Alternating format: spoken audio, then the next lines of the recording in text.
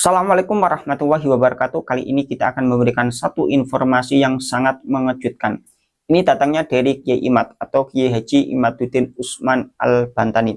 Kita tahu bahwa Kiai Haji Imaduddin Usman Al-Bantani memberikan satu pencerahan yang sangat luar biasa, yang berdampak positif bagi masyarakat Indonesia, lebih khususnya bagi warga Muslim, lebih khususnya lagi bagi warga Nahdliyin.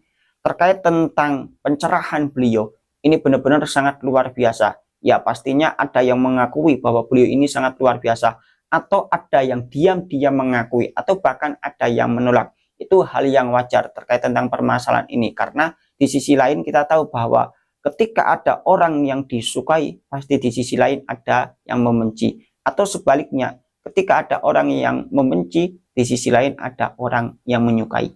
Pembahasan kali ini bukan terkait tentang tesisnya keilmuannya Kiai Imad. Akan tetapi ini ada sebuah peristiwa yang sangat mengejutkan, bahwa suatu ketika Kiai Haji Imaduddin Usman itu diundang untuk mengisi pengajian di daerah Kabupaten Pekalongan, tepatnya di daerah Rawapucang, Kecamatan Karangdadap, Kabupaten Pekalongan. Informasi ini kita dapatkan dari langsung panitia pengajian. Teman-teman bisa tanyakan langsung kepada panitia pengajian pada waktu itu terkait tentang permasalahan yang akan kita ceritakan ini. Jadi ceritanya gini, Desa Rawapucang, Kecamatan Karangdadap, Kabupaten Pekalongan, ingin mengadakan acara haul. Dan acara haul ini sudah menjadi rutinitas setiap tahun sekali. Acara haul ini salah satunya yang diholi yaitu Ki Gede Mekeno. Pastinya membentuk panitia dan pastinya dirembuk dan disepakati oleh panitia dan masyarakat. Pada waktu rembuk acara haul tersebut ingin menghadirkan satu sosok yang memang untuk mengisi acara haul tersebut, atau bisa dikatakan sebagai penceramah.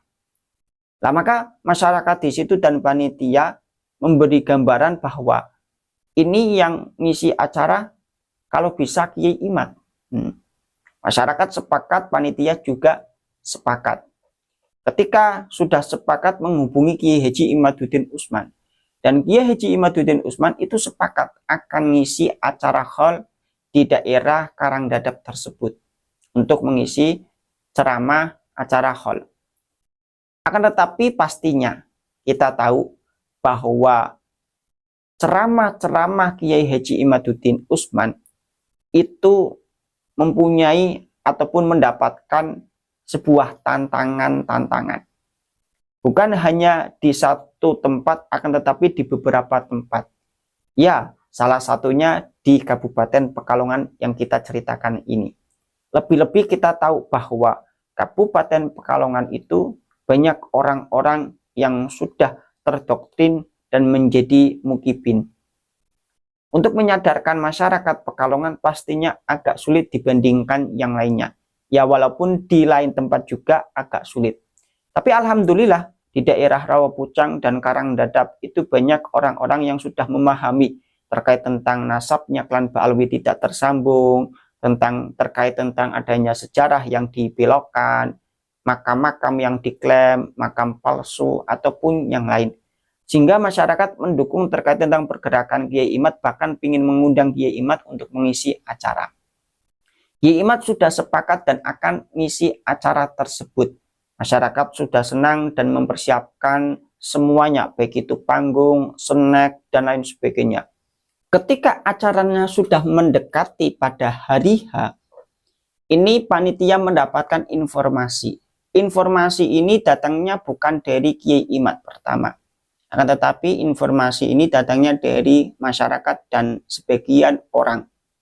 Informasi ini bukan informasi biasa, akan tetapi informasi yang mengejutkan, yang membuat geleng-geleng kepala.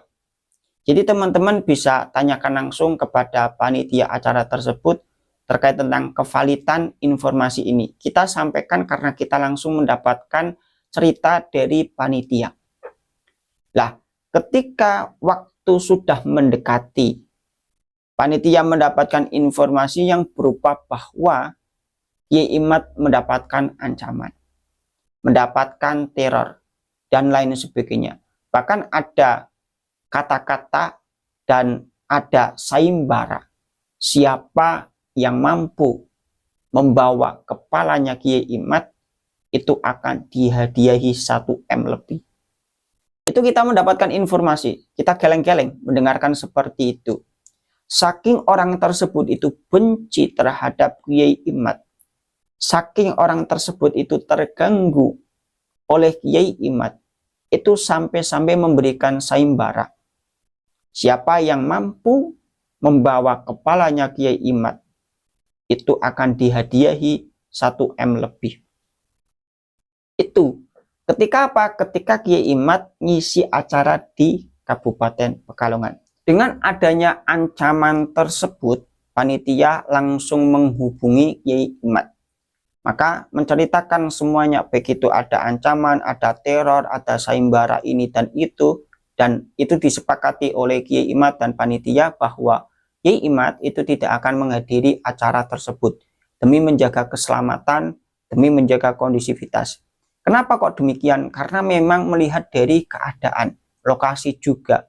Lokasi untuk acara tersebut itu bukan di pertengahan kampung, bukan di masjid, di majelis, di langgar atau di musola, atau di dekat rumah-rumah.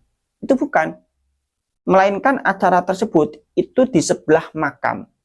Sedangkan makamnya itu di pertengahan kebun. Sehingga samping kanan kiri depan belakang itu tidak ada rumah. Kebun yang dibersihkan terus dibikin panggung terus dijadikan sebagai acara hall. Memang acaranya di sekitar situ setiap tahun sekali. Dan ini sangat berbahaya karena ini berhubungan dengan keselamatan Kiai Imad. Walaupun penjagaannya ketat, tidak menutup kemungkinan ada celah. Dan bukan ada celah, banyak celah untuk meneror bahkan ya menghabisi Kiai Imad di tempat itu. Karena teman-teman kalau cross check sendiri, tempatnya bukan di masjid, tempatnya bukan di musola, tempatnya bukan di majelis ataupun di pertengahan kampung.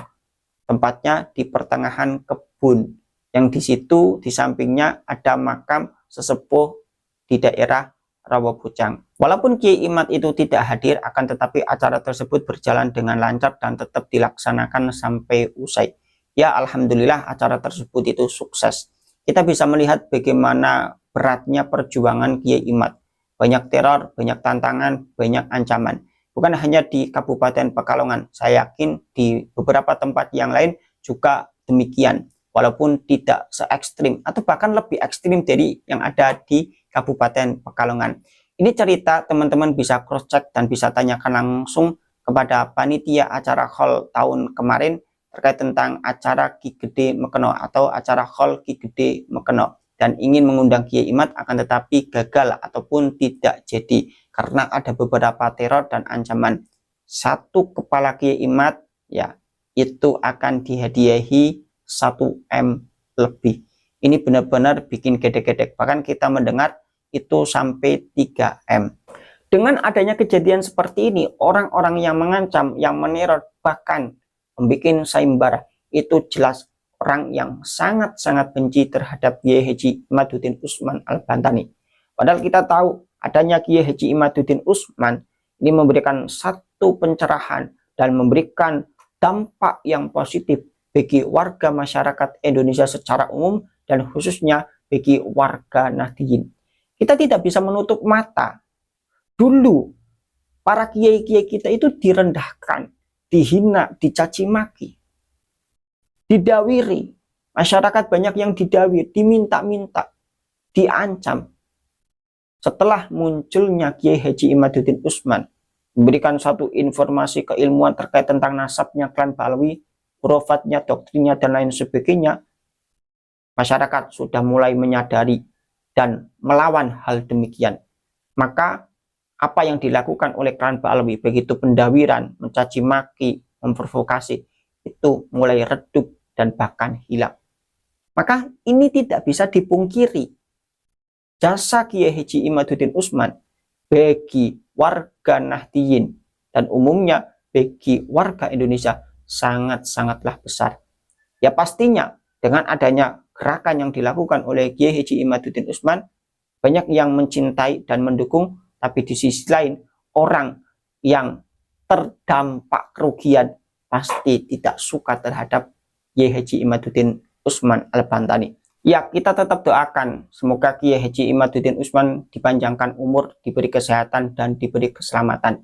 Dan teman-teman yang belum sadar, kita doakan semoga lekas sadar dan memahami terkait tentang permasalahan ini. Karena ini bukan masalah kebencian, ini bukan masalah rasis, akan tetapi mengembalikan naluri kesadaran masyarakat Indonesia akan jati diri Nusantara.